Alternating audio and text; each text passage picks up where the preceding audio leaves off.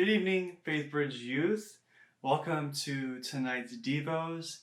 I just want to begin by just saying I've been super impressed by all her students who have volunteered, contacted me to jump in and share a word, which has been going on for the past few weeks, and it's just been amazing to see our students share their hearts and be bold, and it's been amazing. And so I just want to thank you, and I'm proud of you, and I'm excited to see how this continues during this time. So, but as we get to this tonight, I want to begin with a question, which sounds which would be kind of weird, I guess, kind of ironic. But my question is, right? Are you tired? Right? Are you weary? And you may ask, Josh, why would I be weary? I sleep a lot now, right? Like I go to bed at 3 a.m. and I wake up at like 1 o'clock or in the afternoon, right? Or I take naps every 2 hours or whatever. Maybe you do sleep a lot or you don't do much right now, and so you're like, Josh, why in the world would you think I'm tired or weary? But the thing that I've noticed during this time is that you can have rest, right? You can sleep, but you can still be restless. You can still be weary, right? And the reality is that we can have rest, but remain restless, right? We can have sleep and we can chill on the couch. We can sit around, but we can still be weary. And in reality, just because we're home more often doesn't mean our problems just magically disappear, right? It doesn't mean our challenges just go away or our stress just goes away. But we may actually face a whole new set of problems and challenges that are even harder, right? Or if you're a working person, your job may become even more busy now than it was before. So it sounds strange and ironic, but my question tonight is, how do we find rest when it seems like there's too much rest, right? How do we have biblical rest if there is too much rest, if there's too much free time, if there's too much relaxation?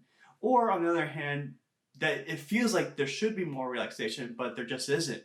You're actually a lot busier than you usually work. And I've talked to our youth several times about what it means and the importance of rest. But what is rest biblically, right? And I want to suggest, right, and I want us to understand that biblical rest is more than just relaxation, right? Biblical rest is more than just taking a nap and sleeping, but it is something much more than that, right? Something much more powerful than that. So when you read the book of Genesis, right, in the first chapter we see God and he is creating, right? He is ordering and he's creating the universe, right? He is creating the stars, he's creating the earth, he is separating the waters from the land, he is bringing up plant life, and he's creating animals and humans. And we have a 6-day period where God is creating and ordering and, separating different things. And it culminates, right, into the seventh day. And it seems kind of anticlimactic, right? You get to the seventh day and it says, okay, and then God finished and then God rested, right? It says that God rested from his work. But it sounds strange to culminate to something that all of a sudden just kind of falls, right? I guess God just took some NyQuil, went onto his heavenly memory foam mattress, and took a nap, right, for a few years or whatever. I don't think that's the case, right? I don't think God's rest, right, is him taking a nap and him just kicking back and relaxing, right? So what is God's rest, right? What does it mean for God to rest?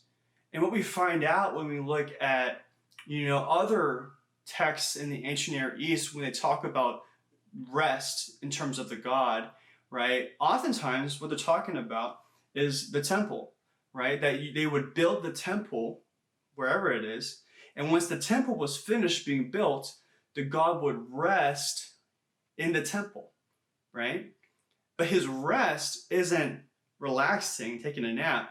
His rest is ruling, right? That his presence would come into the temple, not to just stay there, hidden and sleeping, but it is there to rule, right? Is his throne is in the temple, right? And so when we think about what does it mean for God to rest, right? It has to do with his rule, right? So people may ask, okay, well, God rests on the seventh day, but what did he do on the eighth day?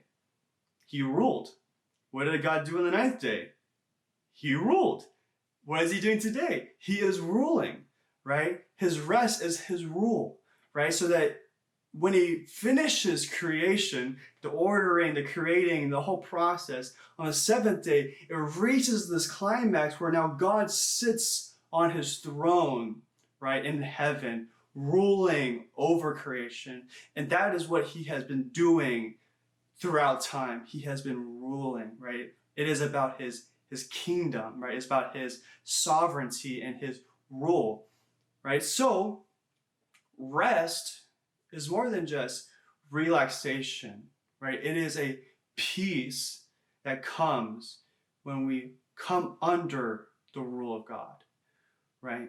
It is that peace and that rest that we can truly relax and we can truly find freedom from worry when we come under his rest, right? Not the rest that the world can offer you, the fancy trips and vacations. That's awesome. That certainly can help you, right?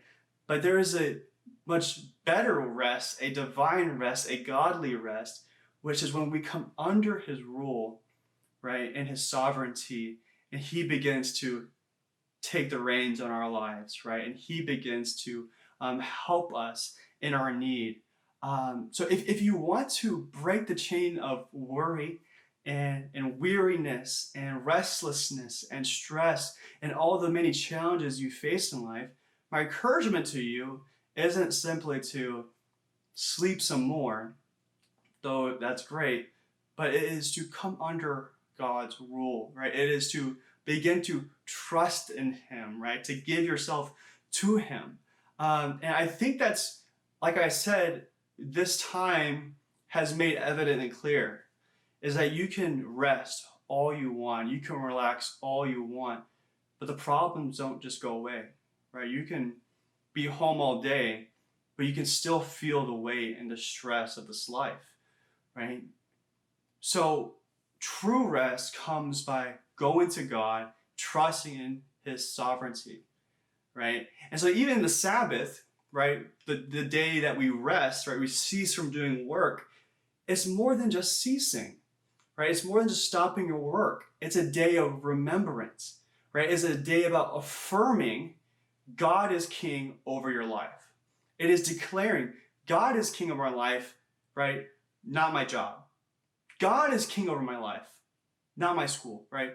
It is a day of remembering by ceasing, participating in his rest, and declaring God is king over our lives. His rule reigns on earth and in my life, so I don't need to worry. He has everything under control, right? So as I end, I want to just share a verse with you that I think can encourage you and bring this together. In Matthew 11:29, Jesus says, "Take my yoke upon you and learn from me," right? "For I am gentle and humble in heart, and you will find rest for your souls," right? Take his yoke, right? It is still a sense of work, but it is his control, right? It is his rule that we would learn from him. But his rule is gentle. It's humble.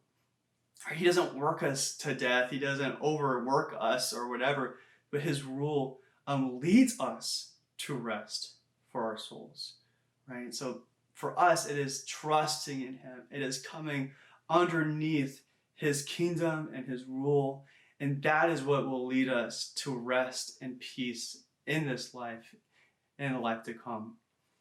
So I hope that encourages you. I hope that you can find rest in this time, and that rest wouldn't just be sleeping and chilling, but that rest would be a peace that surpasses your understanding, because there is a God in heaven who is ruling over creation and who rules over your life.